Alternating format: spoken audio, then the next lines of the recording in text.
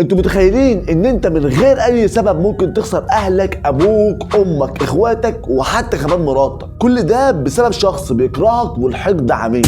سحر التفرقة.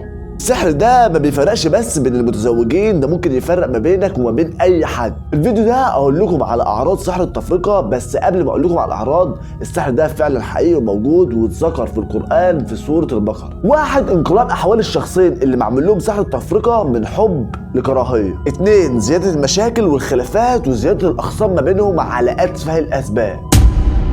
3، تغيير نظرة الزوجين لبعضهم. جوزك ممكن يشوفك قبيحة جدا ولو كنت أجمل النساء، وزوجتك ممكن تشوفك في منظر مرعب ومخيف جدا. 4، الشخص المسحور بيكره الطرف التاني جدا وبيكره أي حاجة هو بيعملها. 5 بقى، وفي الأخير ومن أقوى العلامات، إن الشخص المسحور ما بيحبش يقعد في مكان فيه الطرف التاني وبيتهرب منه باستمرار، وكمان ما بيحبش يتكلم معاه